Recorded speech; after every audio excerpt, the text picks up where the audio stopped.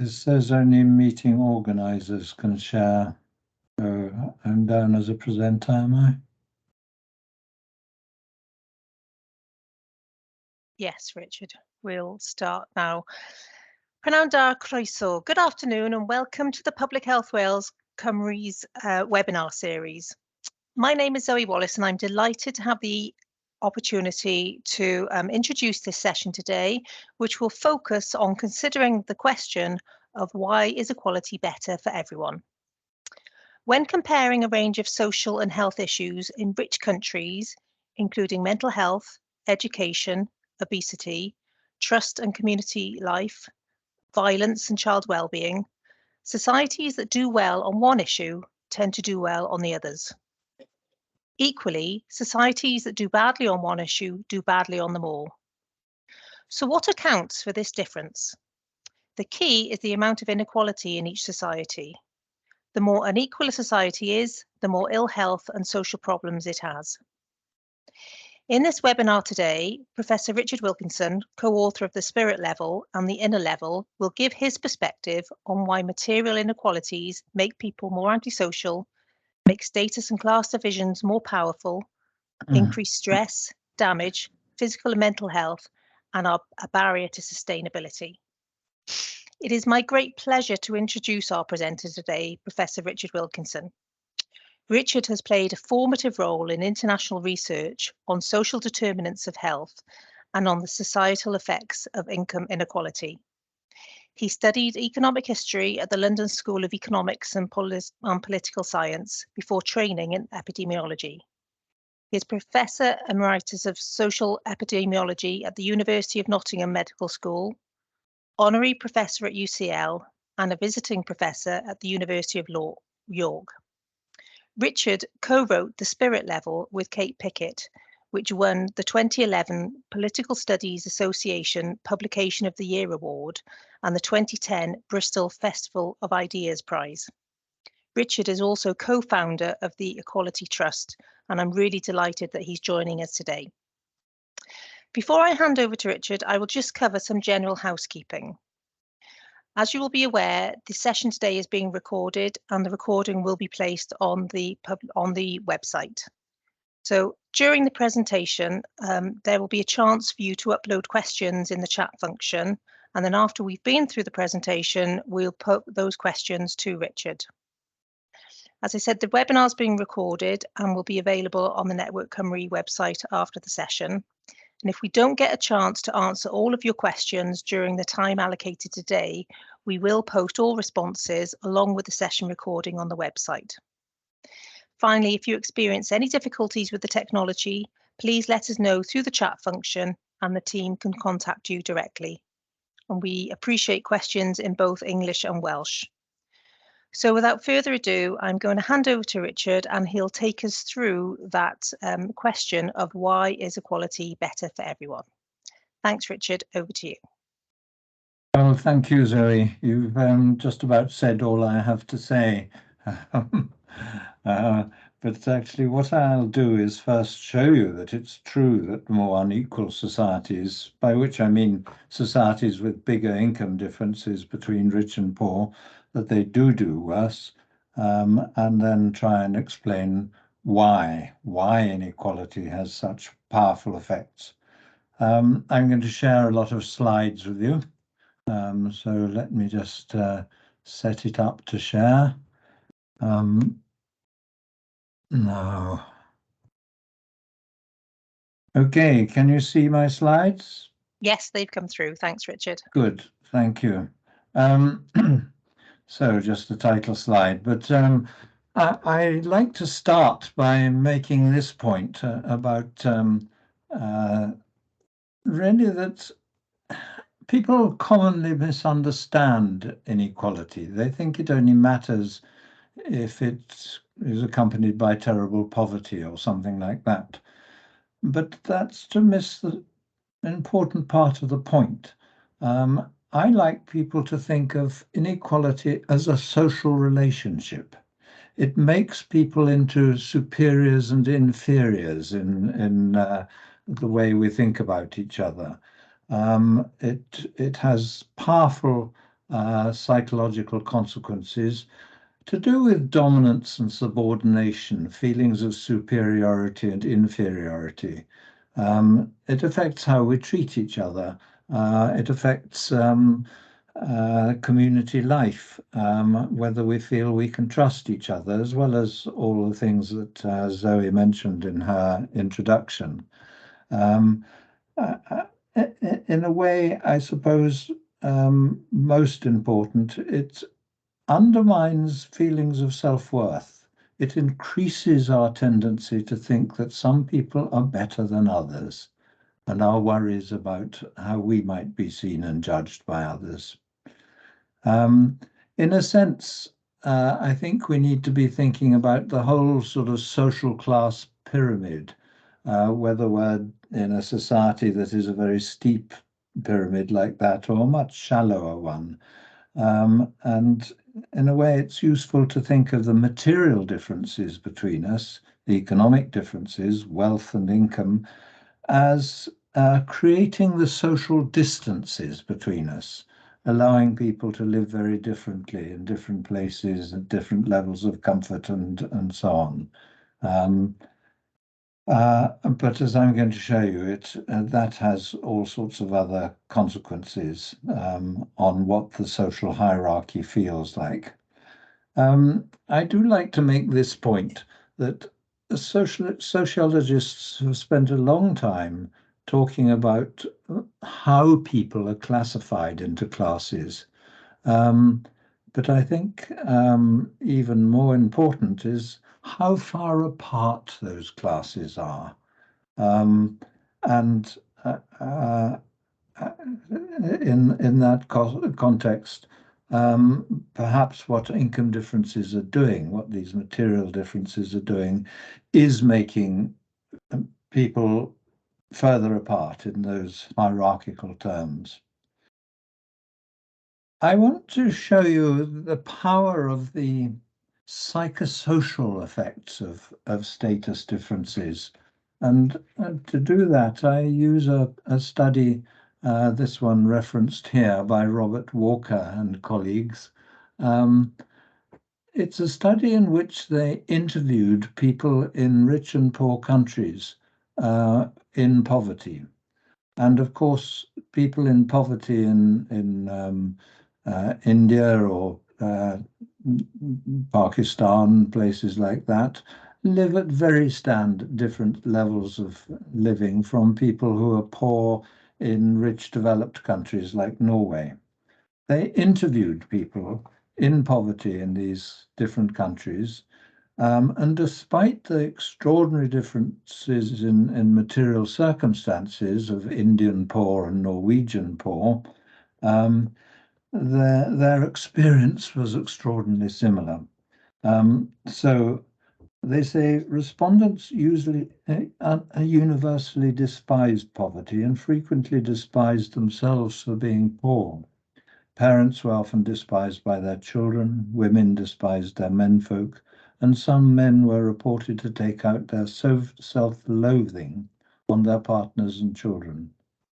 Despite generally feeling that they had done their best against all odds, they mostly considered that they had both failed themselves by being poor and that others saw them as failures.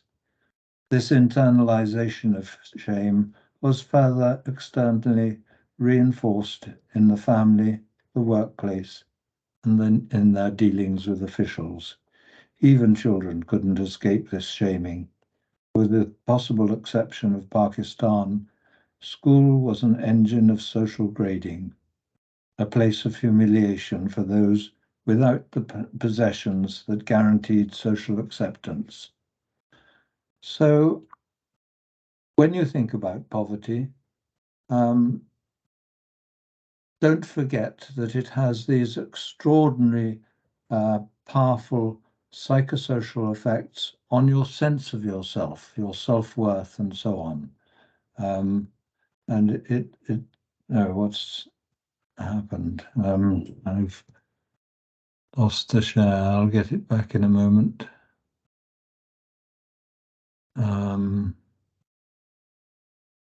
They're back up. Is it back up now? Yes. Okay. So I'm going to show you that statement Zoe made about more unequal countries doing worse in all sorts of different ways, by showing you graphs of this kind. I found this one on Google Images, and it seemed to me it summed up about 45 years of my research. Most of my career is summed up in this one graph. And so I'm going to show you income inequality along the horizontal axis and different problems up the side. But before I go into that in any detail, I want to tackle the question itself about why everyone is affected. If you look at social gradients, say in health, in life expectancy, take that bottom line, the less equal countries, and of course, amongst the high status people on the right-hand end, they have better life expectancy than those on the left-hand end. And it's true whether the country is more or less equal. But what different levels of inequality do is change how steep that social gradient is. It changes how big the health inequalities are in different societies. The bigger the income differences, the bigger the differences in kids' educational outcomes, the bigger the health inequalities, and so on. So here you can see on the left-hand side, the low status people, the poorer people in each society, the differences between living in a more and less equal country are very large. But even on the right-hand end, the higher status people, you still do better if you live in the more equal country with the shallower gradient. So that, I think, is what's going on behind the figures I'm now going to show you. This is a real example. These are literacy scores for young people. This is very old data, but it makes the point so clearly. In Sweden, a more equal country, there's a shallow social gradient, and in the United States, a very steep social gradient. But you see, wherever you are in Sweden, whether you're nearer the top of society, your parents have had a good education, or whether you're at the bottom, your parents have had little or no education, you do better if you're in that more equal society than if you're in a more unequal USA. So that's why I say everyone does better. We can't talk about the super rich because they're a fraction of 1% of the population and we don't have data for them. So my everyone is 95% of the population, but says, okay, we don't actually know about the super rich. It might be that they have as much mental illness and suffer as much violence. We just don't know where they are and how they compare in more or less equal societies. This graph is a graph of an index of health and social problems, and you can see here on the left, I've listed all the problems that are part of that index: life expectancy, kids' maths and literacy scores, infant mortality rates in each country, homicide rates, proportion of the population in prison, so on, all those things listed there. And high scores on this are bad outcomes. They're societies with more homicides, more people in prison, more obesity, and so on. The other outcomes, the good ones, are scored, reverse scored, so they have the same pattern. And as you see here, the most unequal of these rich developed countries, USA, Portugal, when we were collecting this data, the UK, all do badly, and the Scandinavian countries and Japan all do well. In all the graphs I'm going to show you, I think the high inequality countries are on the right. This is a different index, but has just the same pattern, except that here low scores are bad outcomes. So instead of sloping up, it slopes down. This is the UNICEF index of child well-being.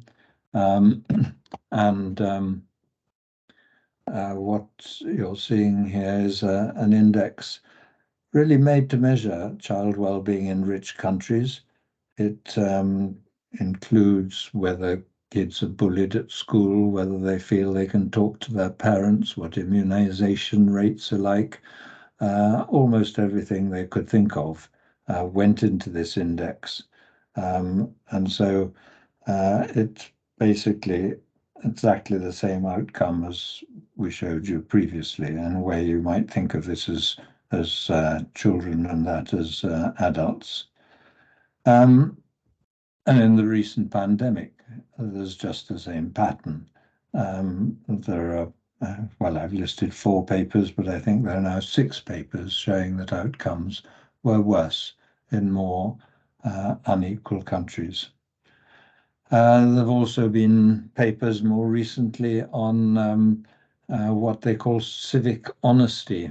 It involves experiments where psychologists, I think, usually do experiments leaving wallets around as if they were lost and seeing what proportion are returned. And you see at the bottom right, fewer wallets, only about 20% of the wallets come back, whereas in the more equal countries, top left, about 80% of them come back. Huge differences in outcomes. School bullying, now about 3 sets of data showing this same pattern. This is the proportion of 11-year-olds who bullied others 2 or more times in a month. And at the bottom left, the more equal countries, it's 2 or 3% who bullied others. Whereas on the top right, the more unequal countries, it's more like 20%. So again, huge differences. And actually, bullying, I think, is particularly important. It is very hierarchical behavior. Bullying is about saying, I'm better than you, and I can prove it. And I often think that, in a sense, to understand the effects of inequalities, you have to understand monkey hierarchies. And of course, monkey hierarchies are bullying hierarchies. The ones at the top are strong, and the ones at the bottom are the weaker, and the rank order is kept it's maintained by strength and trials of strength and so on. I want now to show you how dramatically inequality affects social relationships. There are lots of papers now that show that social mobility is lower in more unequal societies. So social mobility here is measured by income-related mobility. It's asking, do rich fathers and mothers have rich children, and do poor mothers and fathers have poor children? Or doesn't parental income matter very much? And what it shows actually is in more unequal societies, parental income is very important, whereas in more equal societies, parental income doesn't matter so much. It plays less role in determining your life. And I think we need to think of inequality as sort of making class and status more important. The whole society's social structure becomes more rigid, more ossified. I suspect that the sort of downward prejudices, the ethnic prejudices, the class prejudices, all increase in more unequal societies. But community life also suffers. Here you've got a measure of people's participation in local activities, local groups, voluntary organizations, and there's much more civic participation in more equal societies. So you're less likely to know your neighbours if you live in a more unequal society. You're also less likely to trust other people. There are several surveys where people asked whether most people can be trusted. An American survey asks, do you feel people would take advantage of you if they got the chance? And the picture is very similar. Incidentally, although I've been showing you data for individual countries, we've also done all this work for American states, the 50 American states, asking just the same question. Do the more unequal American states do badly on all these things? And the picture is very, very similar. Almost everything that's significantly related to inequality amongst in the USA is also related to inequality amongst these rich developed market democracies. This actually, yes, this is an example of one of the graphs. It isn't ours, but it's a graph of the American states and Canadian provinces. It's homicide rates, homicides per million people. And again, huge differences. Inequality along the bottom, and I suppose the blue Canadian provinces, you've got about 15 homicides per million, and in the more unequal American states, it's about 150. So a tenfold difference. Absolutely extraordinary. And yet, when they're discussing violence on the radio or politicians are discussing violence, although there are about 60 papers on this relationship round the world, you hardly hear inequality mentioned at all. If you go to much more unequal countries like Mexico or South Africa, you find it's all gone a stage further. Those countries are much more unequal than even the United States or the other countries I've been showing, and with even greater levels of inequality. It's not just that community life has atrophied and people don't trust each other, it's that they're frightened of each other. They bar their windows and doors, they have these huge fences and razor wire around the top and so on. Exactly the same thing in South Africa, where again there are huge inequalities. Those wires on the top are, of course, an electric fence. You can just about make out two huge dogs down there in front of the parked car, and the notice says armed response. So it's warning you if you if you get caught climbing in, you might get shot. The tragedy is that studies of happiness and well-being show that community life, friendships, social life is absolutely essential. And so what inequality is doing is it's undermining the very core of our well-being, if you like, our social relationships. in society. The picture I've just given you of the decline of community life with increasing inequality is confirmed very much by totally different data. This is from two American economists. They show it for the same sort of group of countries internationally as well as for the American states. It's the proportion of the labor force in each country involved in what they call guard labor. That is security staff, police, prison officers, all the people in, if you like, we use to protect ourselves from each other. So as inequality increases, trust, civic honesty all decline. We need more security, more people to protect us from each other. It's a tragic picture. Now, the way this affects health is through chronic stress. These issues to do with superiority and inferiority, our worries about how we're seen and judged and so on, are all social stressors. And we know that as chronic stress increases, it affects health and death rates. I think what's important about this graph, where low stress levels are on the left and the high stress levels on the right, is that death rates start increasing with the very first increases in chronic stress above the reference group.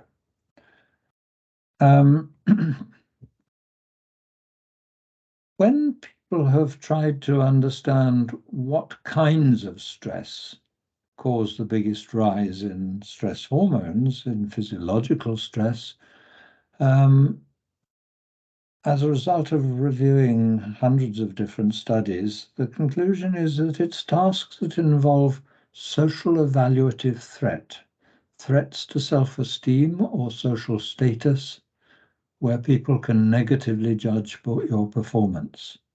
What you find stressful is people thinking less of you, thinking you're boring, unattractive, a failure, inferior, all those kinds of things.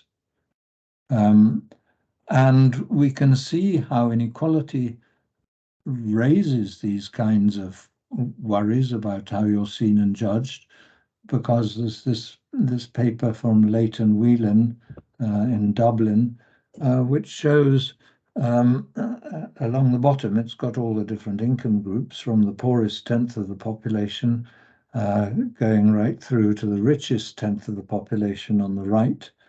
It shows the differences in status anxiety. The top line is the levels of status anxiety in countries with more inequality, high inequality countries. And you can see that the poorest have more status anxiety, as you would expect, than the rich. But all those income groups, right from the poorest to the richest, suffer more status anxiety in those more unequal countries than they do in the low inequality countries. And that again shows how it damages life for all of us, even the richest. One of the ways, of course, we try and bolster ourselves in other people's eyes to deal with this worries about how we're seen and judged is through consumerism, buying expensive cars or clothes with the right designer labels. And there are now studies which show that there's more of that behavior, status conscious consumption in more unequal societies. And of course, the advertisers know our weaknesses very well and play on them, emphasize them, use them to sell.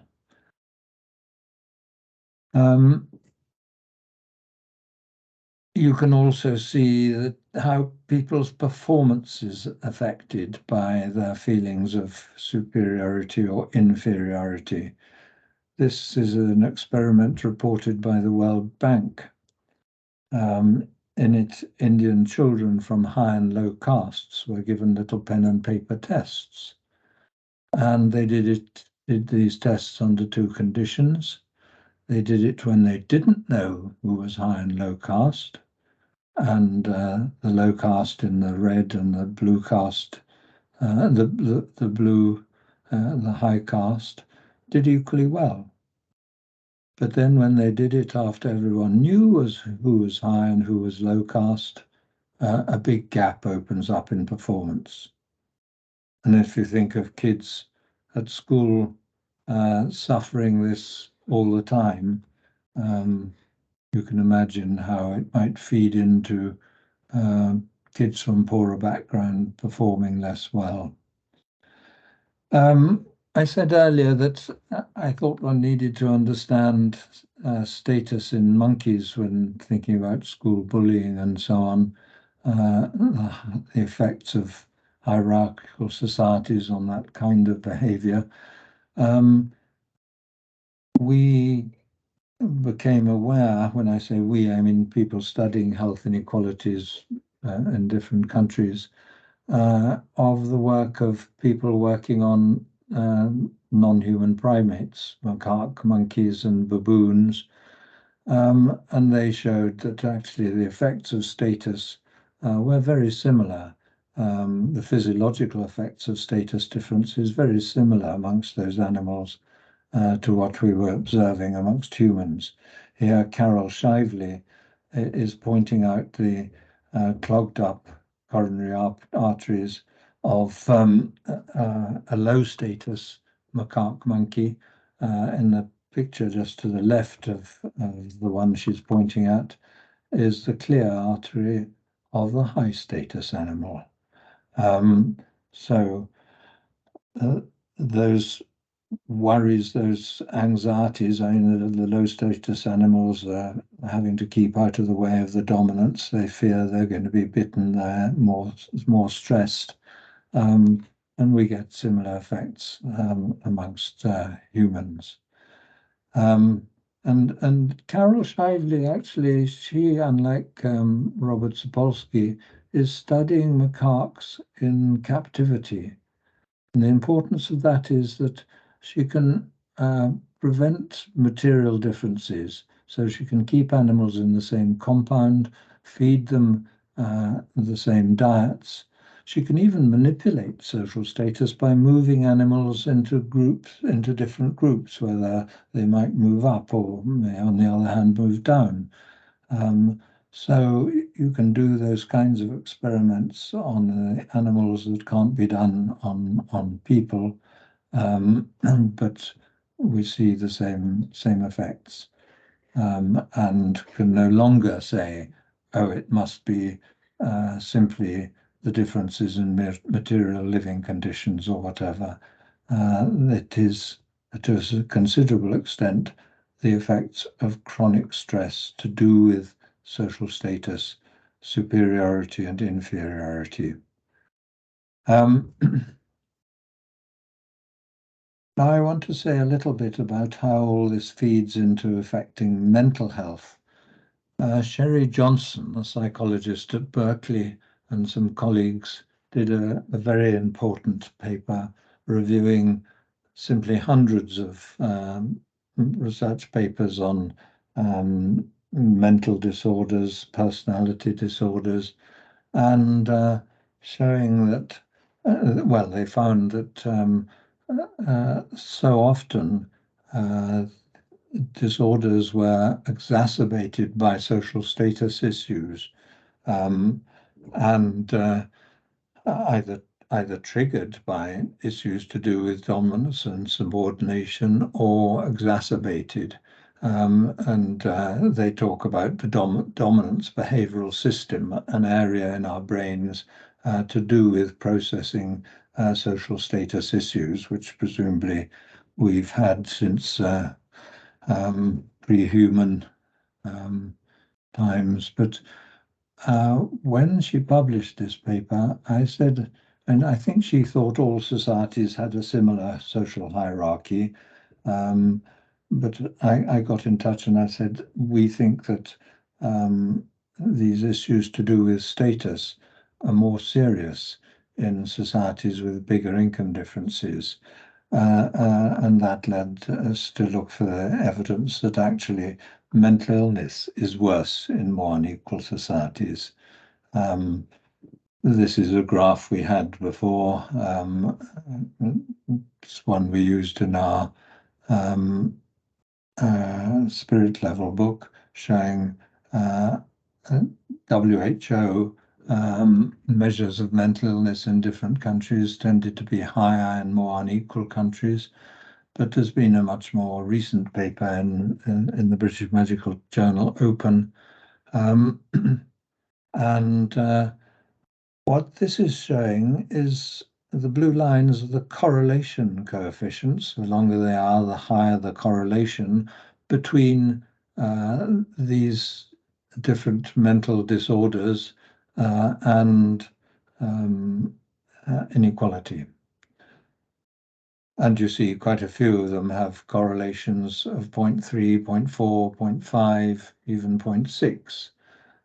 And that is mental disorders across whole populations in different countries. So enormously important in terms of the implications. Suicide and alcohol seem to be slightly less common in more unequal societies. We could go into that why later, but I think that actually these aren't significant, whereas those long blue lines all are. If you're worried about how you're seen and judged, and income inequality increases, as I showed you, our worries about status, I think there are two responses. And we discussed these in our inner level book. You can either feel so worried about how people are going to judge you, what they think of you, whether they think you're stupid, unattractive, boring, and so on, that you withdraw from social life. You find social contact just too stressful, that you avoid parties and things like that, and probably become depressed. And there are now a number of papers, these American states, showing more depression in the more unequal ones. But another response to those worries about how you're seen and judged is to big yourself up, to go in for self-enhancement, sort of self-advertisement, to be sort of narcissistic. And again, research has shown that that response is also more common in more unequal societies. In this paper, people were interviewed in these different countries by groups of psychologists. They were asked to say how did they rate themselves compared to the average in their society on a number of different criteria. Are you more generous? Are you cleverer than other people in this country? And what it shows is that in more unequal countries, people big themselves up. They get narcissistic. The measure is called self-enhancement. And so it's very much this response. And actually, there are measures which show that narcissism has increased with inequality. The measure of narcissism over time, rising over time, is Jean Twenge's measures in the Journal of Personality. We added figures on income inequality. And I think she is not much interested in inequality, but she does extraordinarily good studies of psychological changes in populations over time.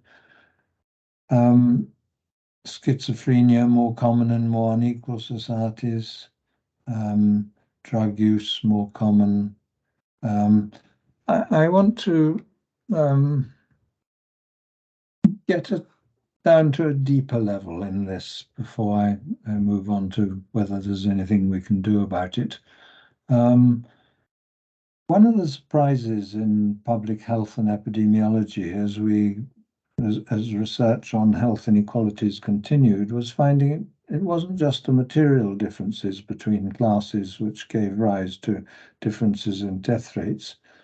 It was these issues to do with social status itself and friendship and so on.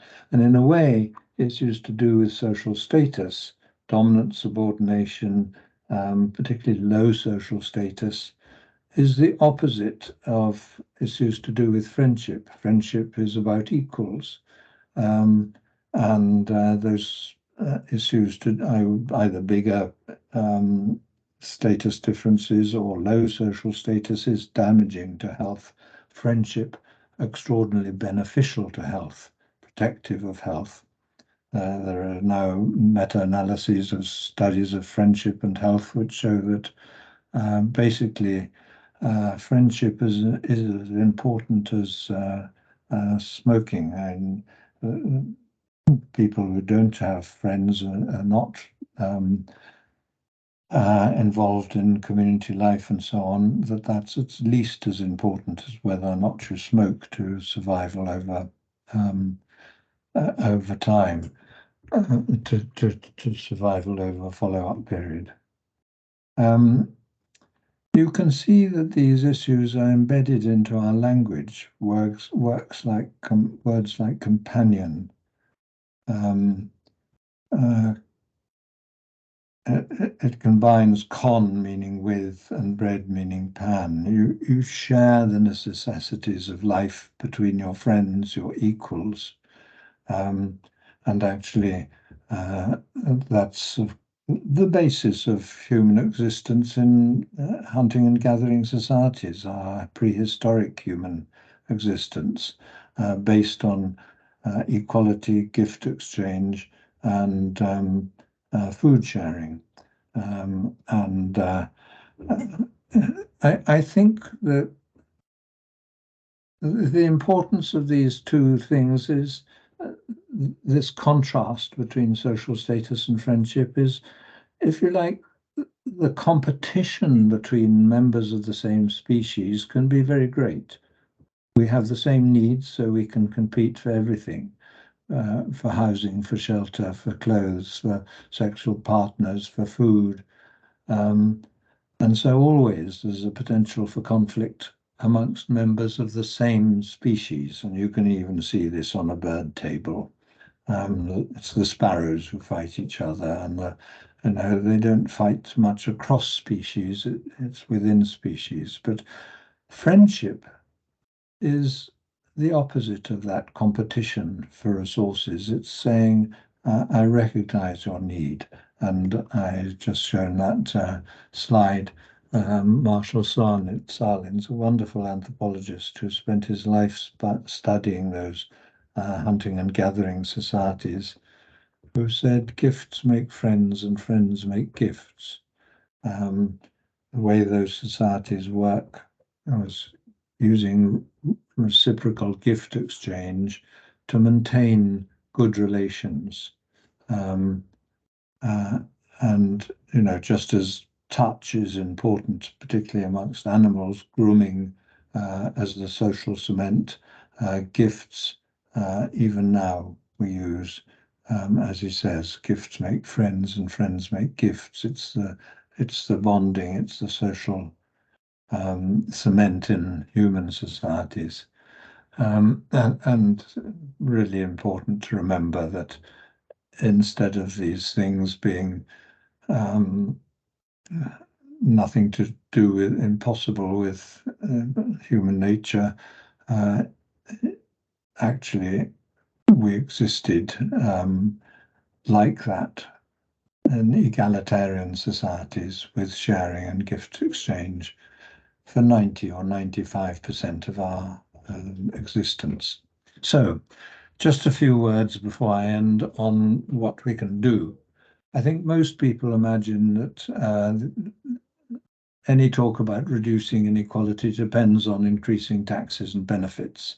I think that's really important, particularly taxes on the super rich, dealing with tax avoidance and tax havens. But even more important than that is to deal with the income differences before tax. one of the most important reasons why inequality has increased so much in our societies is that the differences in incomes before tax have risen so much. And I think although trade unions, good data shows that trade unions used to restrict those income differences before tax, as they weakened in the 80s and 90s, as trade unions weakened, those big gaps opened up. I think we now need to introduce a new pressure on income differences, which is basically employee representation, company democracy, economic democracy, if you like, employee ownership, employee representation on company boards, all those things that subject the way a company works to more democratic pressures. And it's clear, actually, that more democratic companies do better with, I suppose, less conflict. There's less productivity actually increases.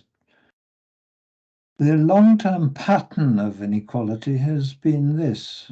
Just a few examples, different rich developed countries, but it's a very widespread pattern. This is showing the tendencies in inequality that from 1930s onwards, income inequalities started to reduce. It went on to reducing until around 1980, and then you get the modern rise of inequality. So we're now back to levels of inequality last seen in the 1920s, actually. And I think what this reflects is first the strengthening of the labour movement, of trade unions, of social democratic parties, of people who believe that the societies can work better than this. Societies can work better for all of us. And then the decline of that view, I suppose, from around 1980 onwards, and the advent of sort of neoliberal economics, free market fundamentalism, privatization of utilities, legislation to weaken trade unions and so on, and lowering of top tax rates, which basically fueled this rise in inequality that's done so much damage and made our societies so much more antisocial than they were. You can see that this is the difference in incomes between CEOs at the top of the largest companies and the production workers, non-supervisory workers in the biggest American companies. And if you look around 1970, you say 1975, you see the CEOs were getting 20-25% more than the production workers at the bottom. But by the first decade of this century, instead of a 20-fold difference, you get a 200 or 300-fold difference in income between the CEO and the production workers. Absolutely extraordinary, that sudden widening of the gap, and very bad for the companies. There's actually data now showing that the companies where the CEOs are paid most do worse than the companies marked in red where the CEOs are paid less. The red one is where CEOs are paid less than the median. The top one is where CEOs are paid more than the median. So there's no evidence at all that companies where CEOs are paid so much do better. You can't justify these top salaries in terms of performance, rather the reverse. And people often, perhaps this isn't in the right place, but people often imagine that inequality triggers initiative, inventiveness, creativity. And yet when you look up something that might be a good measure of it, like the number of patents per head, when people invent something, they patent it. And there are fewer patents per head of population in more unequal countries. So even in that way, they do less well. I said that trade unions were important. The top line is inequality in the USA. The bottom line is the proportion of American workers in trade unions. It's almost a mirror image of what happens to inequality. So when the labor movement is strengthening, trade unions are coming, the inequality is coming down. And when trade unions, the proportion of the population in trade unions falls away after 1980, there's a rise in inequality again. I've seen that sort of graph for half a dozen different countries. I think it's an indication of the power of the whole labor movement, democratic parties, and so on. So economic democracy of all sorts, I think, has many different advantages. There are now evaluations done by, for instance, people in Harvard Business School, and some of the commentaries say that economic democracy turns companies from being pieces of property into communities. It changes working relationships. And of course, it reduces pay ratios. You might think your boss should get twice as much as you, but you don't think he should get 300 times as much. It transforms the experience of work, redistributes wealth if it's no longer the super rich who own the companies. It improves productivity, as I've said, and makes companies more environmentally and socially responsible. So I think that's where we have to go to get greater equality more deeply embedded in societies. But don't forget taxes and benefits matter as well. So thank you for listening to me, giving me time. Thank you, Richard. That was a really, really insightful Can't hear you, presentation. Zoe.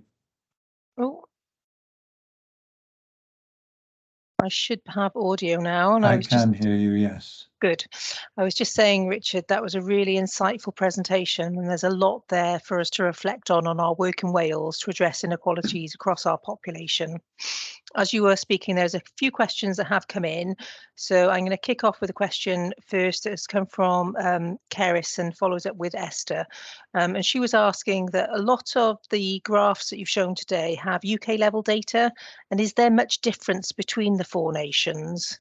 And then Esther followed on with that in terms of bringing it down to a more local level. Is it possible that authorities and wards which have higher levels of inequality may experience these impacts at a more concentrated level, as the income inequality is much more visible to individuals than at a national level? Yeah, we did a review of simply hundreds of studies looking at inequality and health some time ago. And amongst other things, we compared studies where they measured inequality in large areas like whole nations and studies where they measured inequality just in local neighborhoods.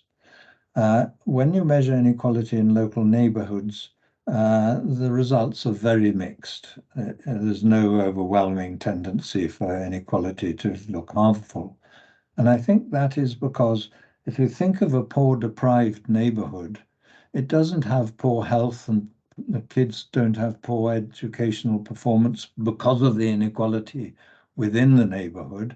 They have it because they're deprived in relation to the rest of society.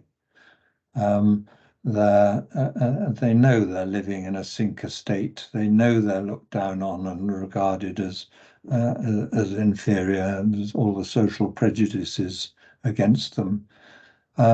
So I suspect we're dealing with the ways in which we know where we come in the social class pyramid, and the feelings of superiority and inferiority involved in that, of feeling disrespected. Um, uh, and I don't know about the different levels of inequality in the four nations,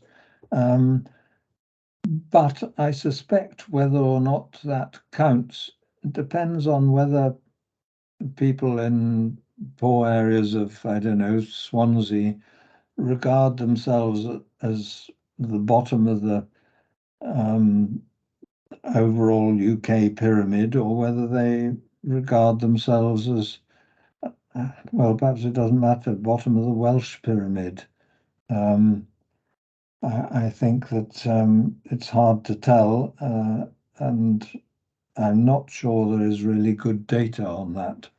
It might be worth looking for it to see whether there's anything that tells you whether which of the four nations is more or less equal than the others. Great, thank you, Richard. And Kieran was asking that most of the measures you presented are on income inequality. Have you also looked at wealth inequality, and is the pattern the same, or is one of or the other stronger? Well, we should have looked at it by now. When we did our studies, we were there weren't good measures, good internationally comparable measures of wealth inequality. Wealth inequality has always been much bigger than income inequality, but you could get decent data for very few countries. And so we looked just at income inequality available much more widely. There have, however, been one or two studies looking at the effects of the slightly more plentiful wealth inequality data that is available now, and the picture looks very similar to what you get if you, well, to the things I've been showing you for income inequality. I suspect what would be best is if one had a sort of weighted average of both income and wealth.